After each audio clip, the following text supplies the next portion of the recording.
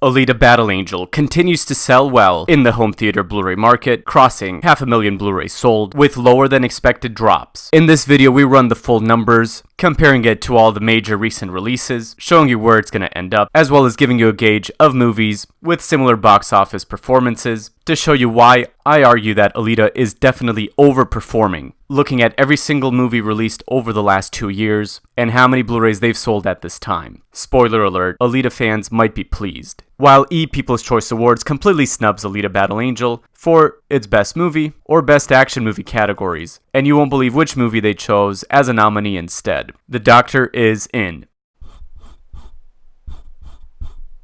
What's up guys, Doc Ito here with an Alita update. Remember to like and subscribe to the channel and hit the bell so you don't miss any of Doc Ito's free repairs. And buy those Blu-rays, baby, as we fight for a sequel and don't stand by in the presence of evil. So let's start off running these numbers with the most recent update of the numbers showing Alita at 200,000 units sold with DVD and almost 550,000 in the Blu-ray market.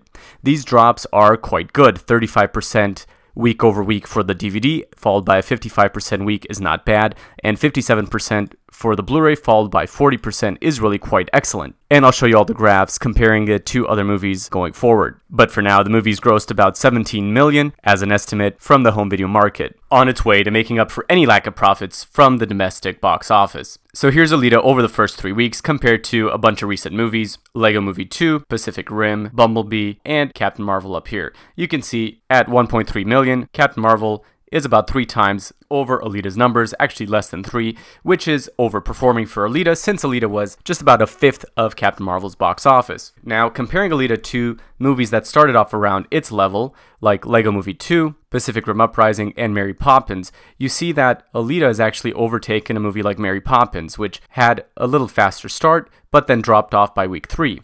Ready Player One, though, is almost identical to Alita's performance. 327,000 in week 1, 467 total units in week 2, and 552 at this point in week 3. Nearly identical performance, which is great news because Ready Player One continued to sell well and eventually made its way to over 1 million Blu-ray units sold. With the starting budget of 175 million, essentially where Alita was, it grossed about 140 million in theaters. So for Alita to be performing the same at the Blu-ray shows how it's performing much better than expected given the box office performance. I calculated the multiplier for all these movies from week 3 to their final tallies, and on average, movies made about 1.4 times their third week total cum overall, meaning that Alita would end up somewhere around 800,000 units sold.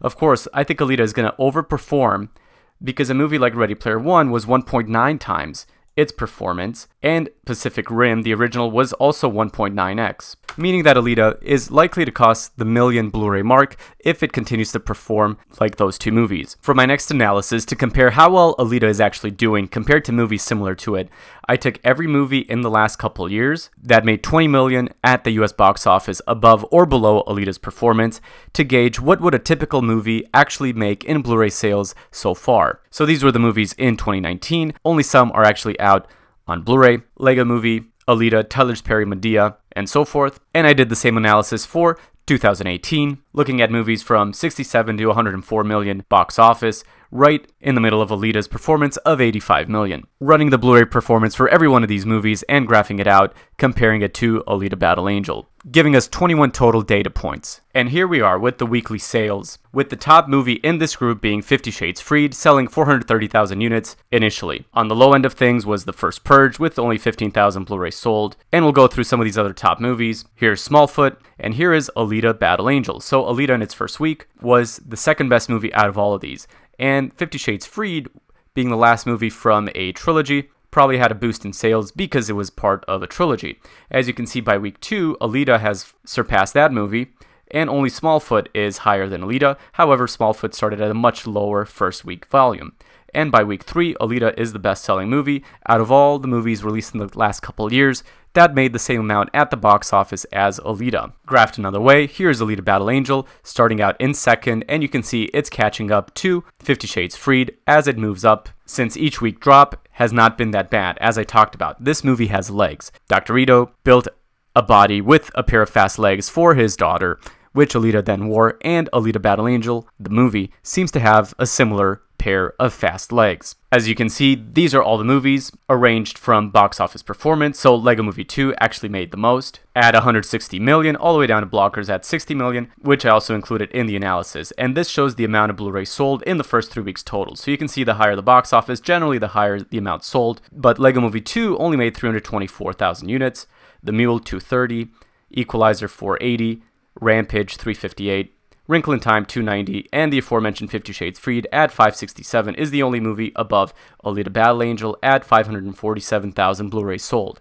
Most likely, once we get the following week's numbers, Alita is most likely going to beat 50 Shades Freed and become the highest selling movie over the last few years in this range of the box office, which really means one of two things. Either the Blu-ray is overperforming, or on the flip side, if you want to be a pessimist, you can say Alita underperformed at the box office, which at least Alita was supposed to be a big $200 million flop, but that did not happen. It performed better than expected, but not as good as we wish it would have. Because when you look at the budgets for these other movies, Lego Movie was $99 million, The Mule 50, Equalizer 55, Rampage at 120, and Skyscraper at 125 were the only movies similar to Alita, which was 170 to 200 million budget. So for most movies that made between 60 and 105 million at the box office, the average budget was $51 million. So for Alita at 170 to 200 million dollars budget, that's where the major problem comes in, because it should have made an extra 50 to 100 million at the domestic box office. And then we wouldn't be talking about if the sequel's coming out. We'd be talking about when Alita 2, 3, and 4 would be coming out. But I think there's good hope for the movie, especially with a movie like Ready Player One that had a massive boost for Thanksgiving. Often movies get about 200,000 units sold if it's a popular movie like Alita at the Thanksgiving time, with Christmas coming up, and I think Alita is going to see a similar bump this Christmas, bumping it up to that 1 million unit sold mark, meaning it's most likely going to gross around the 30 million Ready Player One grossed as well. On the DVD side, Ready Player One sold about 300,000 units. On week 3, it was at 250,000, which is slightly better than Alita at 200,000. So it's underperforming a little bit on the DVD side, but the Blu-ray side is where the money's at, and it's already made close to 20 million in the first 3 weeks. And of course, we're waiting for the other numbers to come in, and we'll let you know as soon as we get them. Some people on Twitter were worried that Alita fell from number 2 in the DVD chart to number 14 from one week to the next. However, this was due to a lot of old movies popping back up, which was related to likely some deals that appeared, because it's compared to movies that have been out for thousands of weeks, such as Gone with the Wind or Matilda. If you really look at more recently released movies, Detective Pikachu, Descendants 3, La Llorona, Shazam, Amazing Grace, and Hellboy were the only ones above it, meaning that it was in 7th place actually, and all of these movies sold essentially the same amount of copies at 30,000, meaning it was pretty much in 5th place. So a fall from 2 to 5 with 2 new movies coming out is really not that surprising. I wish it was above Shazam, which came out before it, but Shazam had a much bigger box office at 140 million, which is why it had 700,000 units almost sold in the first 3 weeks. If we could see a similar fall though of about 20%, since in the 3rd week Shazam sold 80,000 units compared with Alita's 84,000, that would be really great, because right now, as you can see, Alita's legs are pretty good.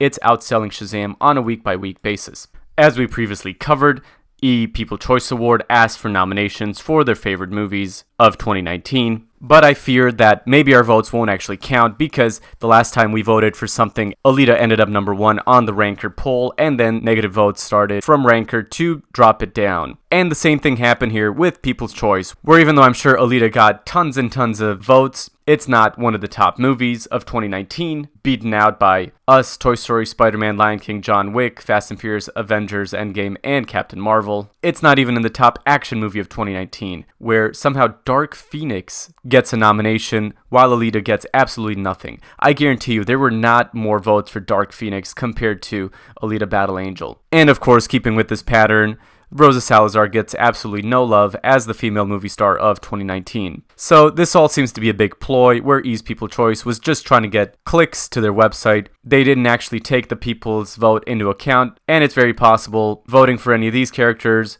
will also do absolutely nothing. They're just trying to get people to go to their website with this 25 votes per day per category thing. No offense to Dark Phoenix, I have no problem with the movie, but the box office was much less, and there's been much fewer interest online for this movie compared to Alita Battle Angel, so I just don't believe Alita would not have been at least one of these top movies. And that's fine, because this doesn't really matter. It was just a way to increase Alita exposure. And if E decides not to go down this route, it doesn't make a difference to Alita in the long run, because we do not stand by in the presence of evil, and we will continue to fight for the sequel.